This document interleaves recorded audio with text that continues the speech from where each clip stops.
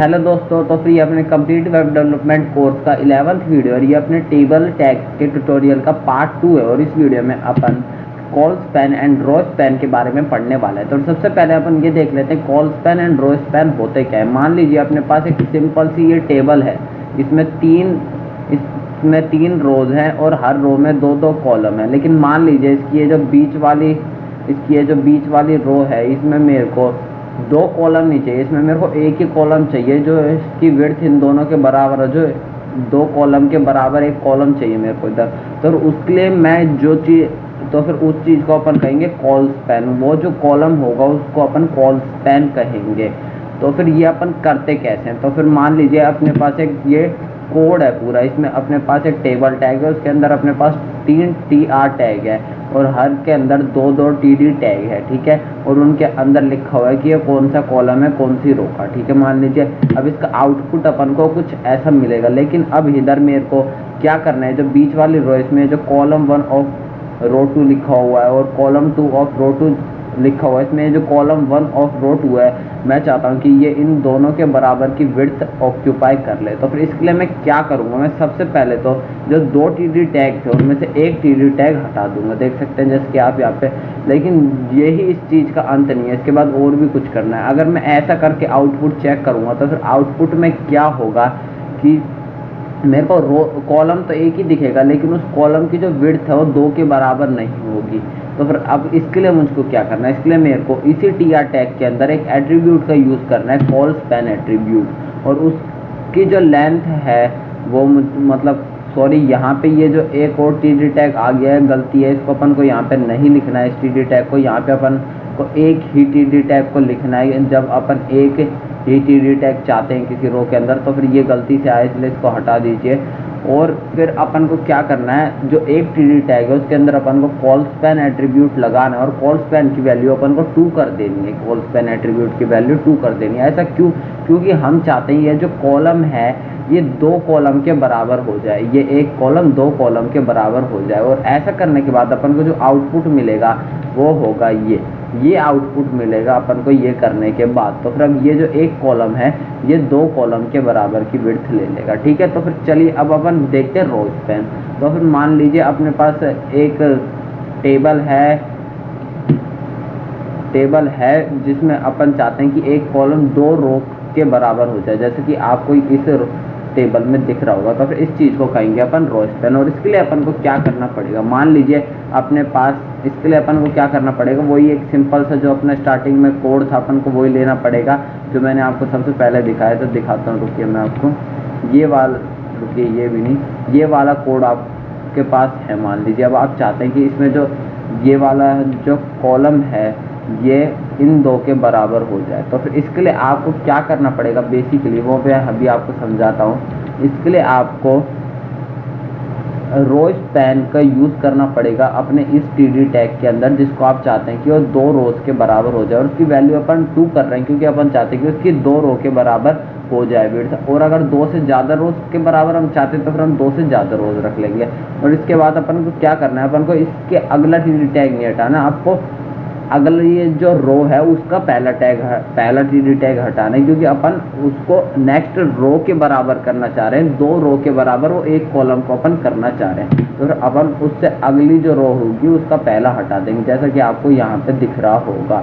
यहाँ पे अगली रो का अपन ने पहला TD टैग हटा दिया और इसकी वैल्यू रो स्पैन लगाकर 2 रख दी। तो फिर इससे अपन को जो आउटपुट मिलेगा वो ये होगा। तो फिर चलिए अब अपन इस चीज़ को प्रैक्टिकली अपने कंप्यूटर स्क्रीन पे देख लेते हैं। तो फिर अभी अपन आ चुके हैं अपने कंप्यूटर स्क्रीन पे। तो फिर यहाँ पे मैंने ये छोटा सा कोड लिख रखा है। यहाँ पे मैंने एक टेबल बना रखी है जिसमें मेरे पास 3 रोज हैं जिनके अंदर 2-2 कॉलम है ना। और मैंने हर कॉलम के अंदर वो कॉलम 1 है 2 है वो लिख रखा है और इस टेबल को एक बॉर्डर दे रखा है, विड्थ और हाइट सेट कर रखी है। तो फिर अब अपन इसके अंदर कॉल स्पैन और रो स्पैन को यूज़ करके देखते हैं। अब मैं चाहता हूँ कि ये जो कॉलम 1 है ये इन दोनों कॉलम के बराबर हो जाए, ये एक ही कॉलम में दूसरी रो में, और ये कॉलम 2 कॉलम्स के बराबर हो जाए। तो मैं क्या करूँगा, यहाँ पे मैं सबसे पहले तो एक कॉलम को कमेंट आउट कर देता हूँ। मैं इसको अभी हटाना नहीं चाहता क्योंकि मैं बाद में इसको यूज़ करूँगा। और यहाँ पे अब मैं कॉल स्पैन लगाता हूँ। मैं यहाँ इसकी जो प्रॉपर्टी दूंगा वो मैं 2 दूंगा, इसकी मैं वैल्यू 2 दूंगा। ऐसा मैं पता है क्यों, क्योंकि मैं चाहता हूँ कि ये जो कॉलम है ये 2 कॉलम के बराबर का हो जाए। अगर मैं 3 कॉलम के बराबर का चाहता तो मैं 3 देता। अभी देख सकते हैं आप यहाँ पे ये 1 कॉलम 2 कॉलम के बराबर हो चुका है। लेकिन मान लीजिए अगर मेरी ये जो टेबल है ये 3 रोज और 3 कॉलम की है। अभी मैं यहाँ पे इन सबको कॉपी लाइन डाउन कर देता हूँ। अगर ये मेरी कॉलम 3 रोज की है तो फिर आप यहाँ पे देख सकते हैं, सॉरी यहाँ पे इसकी कॉल स्पैन मुझको हटानी पड़ेगी। अब आप यहाँ पे देखिए, अब ये जो है ये अपने 3 रोज और 3 कॉलम का है। अब मान लीजिए मैं चाहता हूँ कि ये जो है ये कॉलम 2 जो है ये 2 कॉलम के बराबर हो और जो पहला वाला कॉलम है वो 1 ही कॉलम के बराबर। तो फिर मैं क्या करूँगा, मैं जो तीसरा वाला कॉलम है मैं उसको तो अभी कमेंट आउट कर रहा हूँ। कमेंट आउट का मतलब हट ही गया वो अपने इसके अंदर से, क्योंकि ये रीड तो होना नहीं है मेरे को, ये आपको सोर्स कोड देना है, इसलिए मैं कमेंट आउट कर रहा हूँ। लेकिन आप इसको पूरा हटा भी सकते हैं। और अब मैंने इसकी वैल्यू 2 सेट कर दी तो फिर ये 1 कॉलम 2 कॉलम के बराबर हो गया। ऐसे कर कर अपन कुछ भी बढ़िया सा निकाल सकते हैं। मान लीजिए अब मैं यहाँ पे इसको कॉल स्पैन 2 दे दूंगा तो फिर क्या होगा। अब मैंने इसको कॉल स्पैन 2 दिया तो फिर अब आप यहाँ पे देखिए क्या होगा। हाँ बिल्कुल सही बोला आपने, कॉलम 1 2 कॉलम के बराबर हो जाएगा और ये वाला कॉलम 2 यहाँ पे आ जाएगा। देखिए तो फिर इससे अपन अपने टेबल को ना थोड़ा सा अलग, अट्रैक्टिव, थोड़ा चेंजिंग सा लुक दे सकते हैं। और अब अपन क्या देखते हैं, अब अपन देखते हैं रो स्पैन। अभी मैं क्या करता हूँ, मैं सबसे पहले जो कॉल इस पूरी की पूरी टेबल को मैं कॉपी करता हूँ, फिर कमेंट आउट कर देता हूँ और अभी मैं इसको यहाँ पे नीचे लगा देता हूँ। ऐसा मैं पता है क्यों कर रहा हूँ, ऐसा मैं इसलिए कर रहा हूँ क्योंकि मेरे को आप लोगों को सोर्स कोड देना है, इसलिए मैं ऐसा कर रहा हूँ। देख सकते हैं आप यहाँ पे। चलो मैं एक काम करते हैं, जो दूसरा वाला टीडी है ना इसको मैं हटा ही देता हूँ। ये मेरे को आप लोगों को सोर्स कोड देना मैं इसलिए कर रहा हूँ, इसलिए अभी इस सेक्शन पे ध्यान मत दीजिएगा। अब यहाँ पे मैं एक कमेंट लगा देता हूँ रो स्पैन, इससे आप लोगों को ये पता चल जाए कौन सा सेक्शन रो स्पैन का और कौन सा कॉल स्पैन का। तो अभी मैं सबसे पहले तो इनको कमेंट आउट से निकाल लेता हूँ। अब अगर मैं आप लोगों को आउटपुट दिखाऊँ तो फिर यहाँ पे आपको वही देखिए कॉल स्पैन मुझको हटाने पड़ेंगे।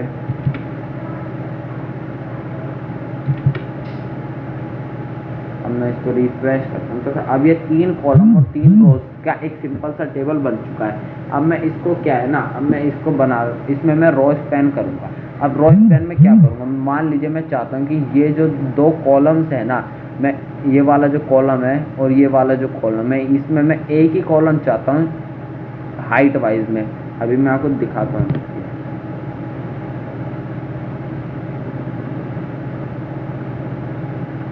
ये अभी ये छोटा कुछ एरर सा आया था तो फिर इस पर आप ध्यान मत दीजिएगा, है ना। अभी यहाँ पे रुकिए,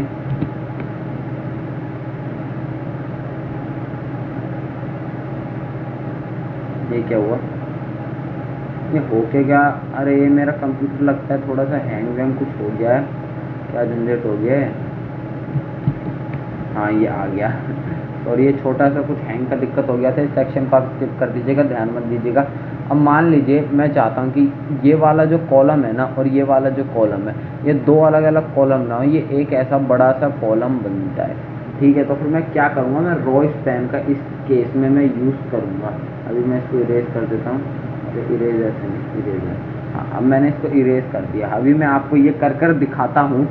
अभी मैं कोड लिखता हूँ, मतलब चलिए ये क्या हो गया, हाँ ठीक है। अब मैं इस पर दबाता हूँ।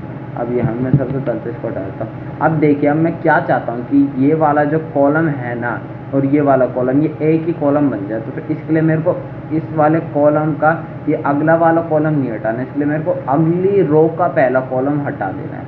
क्योंकि मैं क्या चाहता हूँ कि ये वाला कॉलम इस रो के बराबर हो जाए और ये वाला कॉलम कहाँ आ रहा है, अगले टीआर टैग के अंदर ये वाला कॉलम आ रहा है। मैं इसको कमेंट आउट कर देता हूँ। ठीक है, अब मैं क्या करूँगा, अब मैं इसमें कॉल स्पैन नहीं लगाऊंगा, मैं इसके अंदर रो स्पैन वाला एट्रीब्यूट यूज़ करूँगा और इसकी वैल्यू मैं 2 कर दूँगा, क्योंकि मैं इसको 2 कॉलम्स के बराबर करना चाहता हूँ।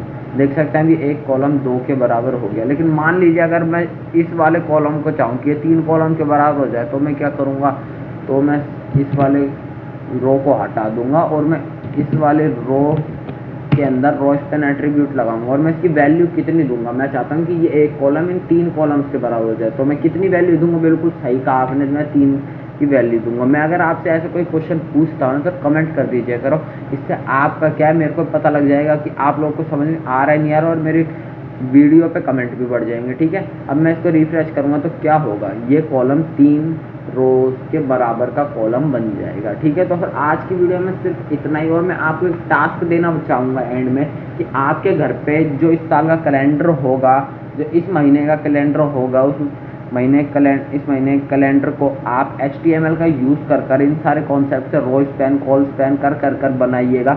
इससे क्या है आपकी प्रैक्टिस भी हो जाएगी। मान लीजिए अगर इस हफ्ते में छुट्टी है तो फिर आप उसका बीजी कलर जो मैंने आपको पिछली वीडियो में बताया था उसका यूज़ कर आप उसका बैकग्राउंड कलर रेड कर दीजिए, ग्रीन कर दीजिए, जो आपका फेवरेट हो कर दीजिए। और मान लीजिए आप स्टार्टिंग में तो क्या करना, आप स्टार्टिंग में आप ऊपर 7 कॉलम बना लेना हर रो में, और जो सबसे पहला जो रो होगा उसके अंदर आप 7 कॉलम के नाम दे देना, Sunday, Monday, Tuesday, Wednesday, Friday, Saturday, और फिर उनके नीचे जो जो डेट होगी आप वो देते जाना। और मतलब मान लीजिए कि अगर 1 तारीख इस महीने की पहली अगर फ्राइडे को, तो फिर आप संडे वाले जो कॉलम, संडे वाला जो TD टैग है कॉलम है, उसको आप कॉल स्पैन का यूज़ कर थर्सडे तक वो एक ही को कर देना। आप ऐसा कॉन्सेप्ट यूज़ कर एक अपने कैलेंडर जैसा बना लेना। ठीक है, और मैं नेक्स्ट वीडियो में क्या है आप मेरे को व्हाट्सएप पे भेज देना, व्हाट्सएप ग्रुप का आपको लिंक मिल जाएगा, व्हाट्सएप पे भेज देना वो कैलेंडर। तो फिर मैं उसमें अगर आपको समझ में ना आए कैसे बनाना है तो भी व्हाट्सएप पे पूछ लीजिएगा, तो फिर मैं आपको एक्सप्लेन कर दूंगा। और अब मैं लास्ट में आपको कहना चाहूँगा, जो कंप्लीट वेब डेवलपमेंट का कोर्स चल रहा है इसको आप एक्सेस कर लीजिएगा, क्योंकि क्या है मैं जो भी वीडियो बनाता हूँ ना वो मैं इधर ही ऐड करता जाता हूँ, और आप इधर से उन वीडियो से सीख पाएंगे। अभी तक 10 वीडियो आ चुकी है, 11वीं वीडियो ये भी इसी के अंदर ऐड हो जाएगी, तो फिर चिंता की तो कोई बात नहीं। और जो मेरा इंस्टाग्राम और फेसबुक पेज है ना उसको भी आप फॉलो कर लीजिएगा। वो मैं पता है क्यों कह रहा हूँ, क्योंकि वहाँ पे जो मैं है कोडिंग की इमेजेस वगैरह जो डालता रहता हूँ, तो उधर आपको कुछ सजेशंस मिल जाएंगे। तो फिर आज की वीडियो में सिर्फ इतना ही, अब मिलेंगे अपन नेक्स्ट वीडियो में। सो बाय गाइस।